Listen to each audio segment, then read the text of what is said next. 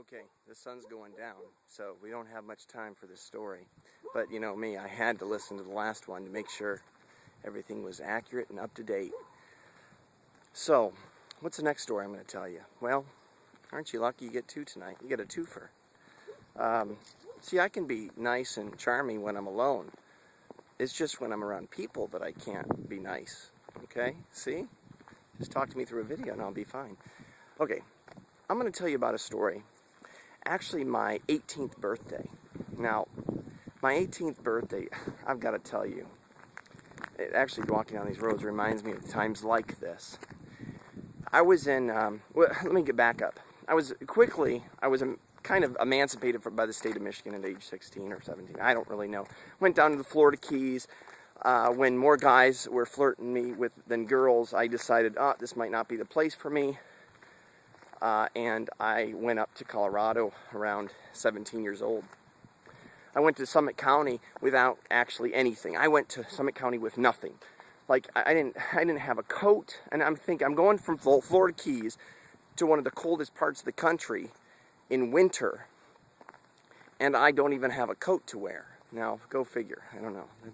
There's something wrong with that. But, and I'll tell you what, I don't know if God was with me or what, but that started a really neat experience. I don't even remember their names because it's been so long, but I was hired on quickly by someone, and then I ended up going on a ranch. I remember hearing the wolves at night. It was just, it was spectacular. And we're going to have to take a fork in the road up here. And so anyway, the neighbors are probably like, who the heck is that walking down with a suit in Louisiana in the heat of day with a camera attached from his head? I don't know. Sorry. Whoops. Anyway, this might be a little difficult. Dogs around interrupting my story. Shame on you. Okay, I'm gonna go down the ditch here, like I did sometimes in life.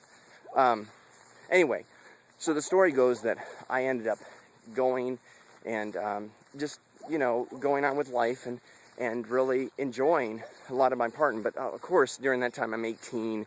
I care about girls. I want to be I care about making friends and everything. So I didn't realize, but because of my Asperger's, I realized I just wasn't not going to ever really make really great friends. But there was a anomaly that occurred.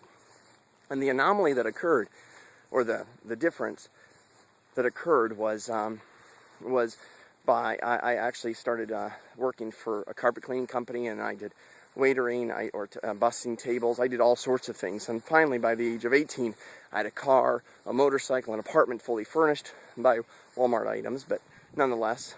And it was a lot of great things, but I could attribute the greatness because I was always always wanted to find community. So sometimes I would find community churches or whatever. So I visited this church, and I can't even remember the name of it, but the people there, man, I could tell you, shout out their names.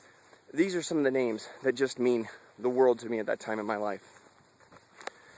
First of all, Lisa Myres. I always try to make friends with the guys, like Bart, her husband. Bart wasn't the kind of the guy to chum around with. There was another guy that actually always went hunting, and he always chewed tobacco all the time. I forget his name. I think his name's Kerry. And he and I did some great things. I had fun with him, but he was kind of a tough character compared to me. I was pretty wimpy when at that age. But what I'd want to tell you about is this story that in the midst of all this, I had one of the most, I don't know, almost like a gift. I'm going to pause for a minute here, because I just had a gift at my 18th birthday. It was beautiful. What happened is that I had friends like the Myres family, Brianna Myres and Josie Myres, and I think. And then the Degaries, they were wonderful people. I try to make friends with Mr. Degarie too, but there again, guys and I always try to make guy friends. But there was a guy friend he's one of the few people, I've only got 58 people on my friends list, he's one of the few people that are on my friends list at this time. And his name's Dallas McFeeters, and I'll tell you what, that guy really, I have so many good memories with him. Now, I don't know if he has as many good memories with me as much as I have with him, but I mean, he taught me a lot of things. He taught me about, people. Okay, go away. I'm gonna have to go down the ditch again, sorry. This is the shadow. See how Asperger's is such a pain in the neck? Anytime you see people, you run for it because you realize they're the enemy. No, I'm joking. I might have to redo this video, but anyway. There they go. Oops. Okay, there they go. They're gone now. Safe zone. I'm going to go up to the hill. That reminds me of another story. So, anyway, let me go back to this point. This is just wonderful. I'm invited over to the Myres' for my birthday party, and it was just, and all the girls there, and then one of the young kids, one of their brothers or something was involved in it too, but mainly the girls dressed up. And they did, I don't know if they did with New Kids on the Block, but they did this dress up and they danced. They did, and it was so, it's one of the memories I go back to so often and think, you know, when you just feel loved or appreciated or, wow, lucky. I mean, I probably didn't voice it. I was probably cocky back then, and I always had an expression. I just, yeah. I mean, I don't know. It's a joke between me and Lisa Myres. You'd have to be there. I can't even do it like I used to. But anyway, I guess part of the story is that it's just we'd never know. I think what we can learn from that, or I learned from it, is we never know the things that we do in young people's life that actually, that they might think about again and again. And I've tried to keep in touch with them, but I don't know. It's just, I think people are more gracious to you when you're young. You know, when you're 18 or 17 years old and you look innocent and whatever, and then you're an adult and all of a sudden you're some kind of creepy guy. Well, that's who I turned out to be, some creepy guy. Wow, wish you could see what I'm seeing. It's nice. Let me turn around here, just so you can see it. Da-da-da-da. Look at that. Isn't that nice, Pastor? Ooh, wow, okay. That's enough. Anyway, I just want to take you on a walk with me on this story, because that birthday, and not everyone can have a great 18th birthday, and that 18th birthday was, I wish I could thank them, because sometimes I've tried to get in contact with them. It was one of the regrets I had.